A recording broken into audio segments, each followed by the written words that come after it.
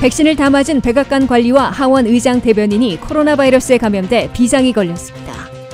백신과 관련된 허위 정보 단속을 강화할 것이라고 조 바이든 대통령이 경고했습니다. 바이든 가족 플랜에 드리머 270만 명과 농장 근로자 110만 명 구제안이 포함될 방침이어서 성사 여부가 주목되고 있습니다. 미국의 대학 학비가 팬데믹에도 대폭 인하되지 않아 학생들과 학부모들의 부담이 가중된 것으로 나타났습니다. 아마존 창업자 제프 베조스가 10분간 우주 여행을 한 후 무사귀환해 민간 우주 관광 시대를 열었습니다. 시청자 여러분 안녕하십니까? 워싱턴 뉴스 투데이입니다. 백신을 다 맞은 백악관 관리와 하원 의장 대변인이 코로나 바이러스에 감염돼 백악관과 의사당에 비상이 걸렸습니다. 카말라 해리스 부통령과 낸시 펠로시 하원 의장은 아직 음성인 것으로 알려졌으나 백신 접종 완료자들이 많은 백악관과 연방 의사당이 뚫려 우려가 증폭되고 있습니다. 김지수 기자가 보도합니다. 백신을 다 맞았어도 코로나 바이러스에 걸리는 돌파 감염이 백악관과 연방의회에서 발생해 파문이 일고 있습니다. 백악관 관리와 낸시 펠로시 하원 의장의 대변인이 같은 행사에 참석했다가 코로나 바이러스의 양성 판정을 받았습니다. 이들은 특히 백신을 다 맞은 접종 완료자들이었는데도 새로 감염된 돌파 감염이 정권 핵심부에서 발생해 워싱턴 DC에 초비상이 걸렸습니다. 백악관 측은 백신을 다 맞았던 관리가 외부 행사에 참석했다가 가벼운 감염 증상을 느껴 검사를 받은 결과 양성으로 나왔다고 밝혔습니다. 이 백악관 관리는 즉각 자가격리에 들어갔습니다. 백악관 측은 어떤 외부 행사인지는 밝히지 않았으나 낸시 펠로시 하원 의장의 한 대변인이 양성 판정을 받았다며 백악관 관리와 같은 행사에 참여했었음을 밝혀 돌파 감염의 소재가 드러났습니다. 백악관 관리와 펠로시 하원 의장 대변인은 지난 토요일 텍사스에서 투표 권리 법안 표결을 저지하기 위해 워싱턴에 올라와 상경 투쟁을 벌인 민주당 텍사스 주의원 5명과 만났던 것으로 나타났습니다. 민주당 소속 텍사스 주의원들 가운데 5명도 백신 접종을 마쳤는데도 코로나 바이러스에 돌파 감염된 것으로 드러난 바 있습니다. 백악관 의무실은 돌파 감염된 관리가 누구를 접촉했는지를 추적 조사한 결과 핵심부와 참모들과는 접촉하지 않았다는 결론을 내린 것으로 밝혔습니다. 카말라 해리스 부통령은 코로나 검사를 받았으나 음성으로 나왔다고 백악관 측은 설명했습니다. CDC는 백신을 다 맞은 사람들 중에서도 소규모는 바이러스에 감염될 수 있다며 이번 백악관과 하원 의장실의 경우에도 비율은 낮지만 불행한 사례인 것으로 지적했습니다. 화이자와 모더나 백신의 경우 2번 다 맞은 후 2주가 경과해야 항체가 생기는 면역 효과가 94%에서 95%이기 때문에 5, 6%의 틈이 있다는 지적입니다. 더욱이 이들 백신은 델타 변이 바이러스에는 면역 효과가 최고치에서도 88%로 떨어져 백신 접종 완료자들도 안심해서는 안 되는 상황인 것으로 경고되고 있습니다. CDC는 그러나 백신을 다 맞은 사람들은 중증으로 발병하거나 사망에 이르는 비율은 현저히 낮다면서 백신 접종을 마치도록 독려하고 있습니다. 연방 차원에서는 아직 백신 접종 완료자들도 마스크를 다시 쓰도록 의무화하지는 않고 있으나 지역별로 마스크 쓰기와 거리 두기 등을 제부과하는 곳도 늘어나고 있습니다. WKTV 뉴스 김지수입니다.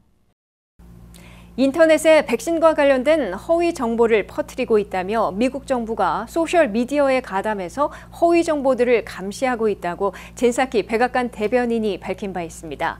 바이든 대통령도 백신 접종을 거부하는 것은 이 나라를 죽이는 일이라고 밝히며 허위 정보 단속을 강화하겠다고 경고했는데요. 하지만 뉴욕포스트 등 보수측 여론과 공화당 의원들은 정부가 사기업과 협력해서 사람들을 검열하고 캔슬시키며 그들이 원하는 소식만 전하려 하고 있다며 비난하고 있습니다. 조현우 기자가 보도합니다. 최근 코로나로 사망한 환자 99.5%가 백신을 접종하지 않았음에도 불구하고 백신에 대한 왜곡된 정보가 인터넷에 만연해 부작용에 대한 공포감이 조성되고 있습니다. 델타 변이 확산 속에서 백신 접종률이 낮은 지역을 중심으로 확진자 수가 무서운 속도로 증가하고 있습니다.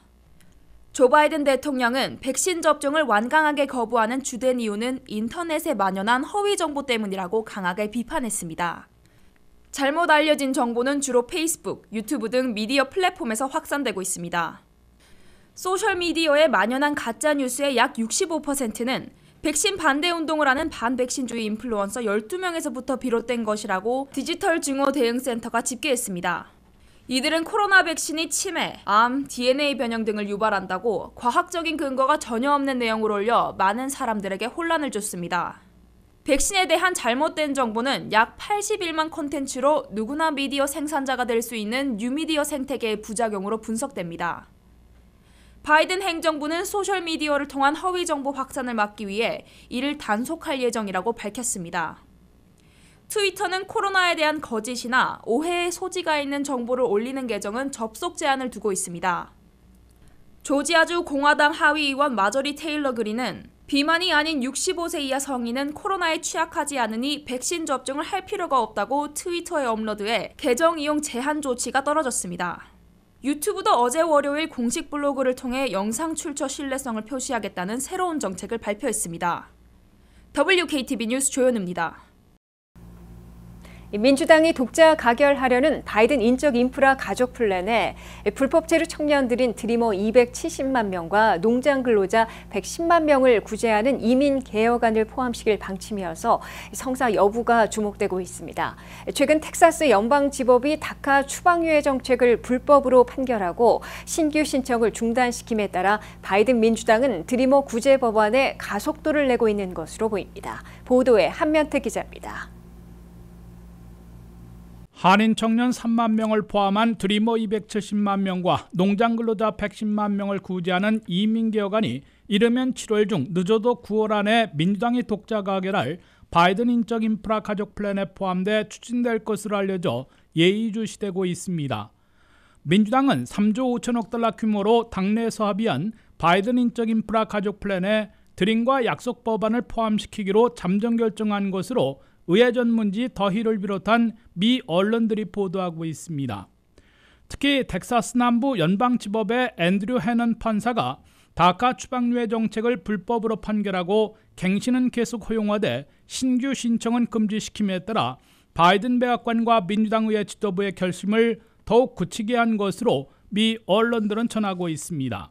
다만 이민개혁안이 민주당의 독자 가결을 가능케 하는 예산조정법에 적용되는지 상원 입법고문의 판정을 받아야 하는데 지난 2005년 공화당 진영이 인정받은 바 있어 이번에도 적용 판정을 얻어낼 것으로 민주당 측은 내다보고 있습니다.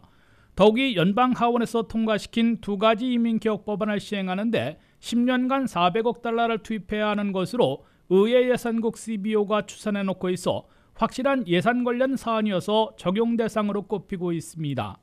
바이든 가족 플랜에 포함해 성사시키려는 이민개혁안은 연방 하원에서 이미 통과된 바 있는 미국 드림과 약속 법안 HR6와 농장 노동력 현대화 법안 HR 1603만 등 두 가지로 드리머 270만 명과 농장 근로자 110만 명 등 400만 명을 구제할 것으로 예상되고 있습니다. 첫째, 미국 드림과 약속 법안은 서류미비 청년들인 드리머 270만 명과 임시보호 신분 또는 합법 비자 소지 후 서류미비 신분이 된 청년들까지 포함해 300만 명 이상에게 조건부 영주권, 정식 영주권, 시민권까지 허용하게 됩니다. 18세까지 미국에 들어와 올 1월 1일 이전에도 미국서 거주해왔고 임시보호 신분이나 합법 비자를 갖고 있다가 합법 신분을 잃은 청년들이 고졸 또는 고교나 대학 재학 중이면 10년 유효한 조건부 영주권을 받을 수 있게 됩니다. 10년의 기간 중 2년간 대학을 수료하거나 미군에 복무하고 명예 제대하면 정식 영주권으로 바꿀 수 있고 결혼 영주권과 같이 정식 영주권 취득 후 3년 후에는 미국 시민권을 신청할 수 있게 됩니다. 둘째, 농장노동력 현대화 법안은 최근 2년 기간 중 180일 이상 농축산업 업종에서 일한 서류미비 근로자들 100만 명 이상이 CAW라는 합법 신분으로 무기한 일할 수 있게 됩니다. 농업 분야에서 10년 이상 일해온 외국 근로자들은 4년을 추가로 10년 미만이면 8년을 더 일하면 영주권을 신청할 수 있게 하고 영주권 취득 후 5년이 지나면 미국 시민권도 신청할 수 있게 됩니다. WKTV 뉴스 한면택입니다. 미국의 대학 학비가 팬데믹에도 대폭 인하되지 않아 학생들과 학부모들의 부담이 가중된 것으로 나타났습니다. 현재 4년제 주립대학의 학비는 평균 22,180달러이고 4년제 사립대학 학비는 57,770달러인 것으로 집계되고 있습니다. 조현우 기자가 보도합니다. 코로나19 바이러스의 직격탄을 맞은 팬데믹에도 불구하고 미국의 대학 학비는 대폭 인하되지 않아 학생들과 학부모들의 부담이 더 무거워진 것으로 보입니다. 2020년에서 2021학년도의 미국 대학 학비는 전체 평균 26,373달러 학자융자금을 관리하는 살림회가 밝혔습니다. 이는 전학년보다 소폭 내려간 것이지만 팬데믹에 따른 등록 학생 수의 감소를 반영하면 거의 최고치를 그대로 유지한 것으로 간주되고 있습니다. 4년제 주립대학의 수업료와 비용, 기숙사비를 합한 학비는 평균 22,180달러로 칼리지 보드가 계산했습니다. 4년제 사립대학의 학비는 평균 5770달러로 나타났습니다. 타주 학생들과 외국 출신 유학생들은 주립대학에 등록해도 거주민 학비가 적용되지 못하고 전체의 절반인 기숙사비는 같지만 다른 수업료는 거의 2배를 내고 있습니다. 예를 들어 주립대학 학비가 22,000달러고 그중에 기숙사비가 12,000달러일 경우 타주 학생들과 유학생들은 수업료 10,000달러의 2배인 20,000달러에다가 같은 기숙사비인 12,000달러를 합해 32,000달러를 내고 있는 것입니다. 팬데믹에도 최고치의 대학 학비가 그대로 부과되자 학자융자금에 의존하는 가구들이 급증한 것으로 나타났습니다. 특히 재학생일 경우 학자융자금을 받아 학비를 충당한 가구의 비율이 56%로 전년도 46%에서 10%나 대폭 증가했습니다. 그만큼 팬데믹에 직격탄을 맞은 부모들이 자녀들의 비싼 학비를 충당해주지 못하는 사태가 늘어나 학자융자금에 의존하는 비율이 급등한 것으로 해석되고 있습니다. 그럼에도 무상지원과 학자금 융자를 받기 위해 필수적인 펩사 신청서를 제출한 비율은 팬데믹 전의 77%와 71%에서 팬데믹 이후인 올해는 68%로 떨어져 대학 등록을 포기했거나 몰라서 지원을 못하는 학생들과 학부모들이 늘고 있는 것으로 우려되고 있습니다.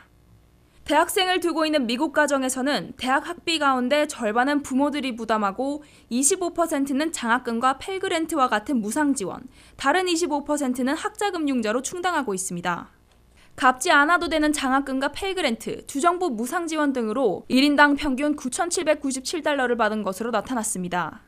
미국에서는 학자금 융자가 해마다 급증해 현재 4,300만 명이 1조 7천억 달러나 빚지고 있어 주택 모기지에 이어 두 번째 많은 가계부채로 꼽히고 있습니다. WKTV 뉴스 조현우입니다. 아마존 창업자로서 세계 최고 부자인 제프 베조스가 민간이 제작한 우주선을 타고 10분간 우주 여행을 한 후 무사 귀환해 민간 우주 관광 시대를 열었습니다. 베조스는 민간인들도 좌석당 20만 달러를 내면 우주 여행을 할 수 있는 민간 우주 관광 사업에 도전해 왔는데 아폴로 11호의 달 착륙 52주년에 맞춰 새 역사를 쓴 것으로 평가받고 있습니다. 나사 우주인이 아닌 민간인들도 우주 여행에 나서는 민간 우주 관광 시대가 아마존 창업자 세계 최고 부자인 제프 베조스에 의해 열리고 있습니다. 제프 베조스가 설립한 우주 관광 회사인 블루 오리진의 뉴 셰퍼드 우주선이 텍사스 서부 사막지대에서 20일 아침 굉음과 불꽃을 일으키며 발사됐습니다. 추진 로켓과 캡슐을 포함하면 60피트 크기의 뉴 셰퍼드 우주선은 지구 상공을 치솟아 올라가 우주로 꼽히는 35만 1000피트, 즉 66.5마일 상공까지 도달했습니다. 뉴 셰퍼드 우주선은 제프 베조스, 그의 동생 마크, 82세 최고령 우주인이 된 메리 펑크 여사, 18세의 네덜란드 출신 물리학도로 최연소 우주인 기록을 세운 올리버 데이먼 등 4명이 탑승하고 있었습니다. 뉴 셰퍼드 우주선은 민간 우주인 4명에게 지구와 우주의 장관을 즐기게 한 후 하강하기 시작해 이륙 7분 20여 초 만에 부스터 추진 로켓이 먼저 텍사스 서부 사막지대에 수직 착륙해 안착했습니다.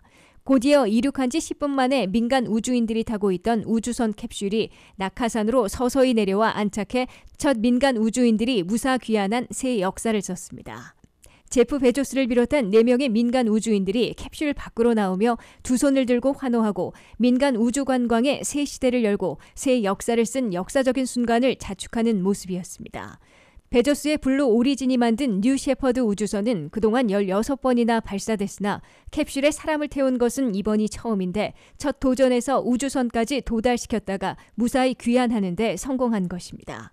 2천억 달러의 자산으로 세계 최고 부자로 꼽히는 제프 베조스는 온라인 상거래 공룡이 된 아마존을 창업해 대성공을 거둔 후 워싱턴 포스트까지 인수하는 등 각계로 사업을 확장하고 있으며 20년 동안이나 민간 우주 관광 시대를 열겠다는 수건 사업에 공을 들여왔습니다. 제프 베조스는 블루 오리진이라는 회사를 세워 미 전역에서 수천 명의 직원을 두고 향후 블루오션이 될 수 있는 민간 우주 관광 사업에 총력전을 펴온 것으로 알려져 있습니다. 민간 우주관광 시대를 놓고 제프 베조스와 지난주에 53마일 상공 비행에 성공했던 리처드 브랜든슨, 테슬라 창업자 일론 머스크 등 거부들이 치열한 경쟁을 펼치고 있습니다. 이들은 민간인들이 한 좌석당 20만 달러를 내면 우주 여행을 할 수 있는 민간 우주관광 사업을 펼치려는 야심찬 계획인 것으로 미 언론들은 전하고 있습니다.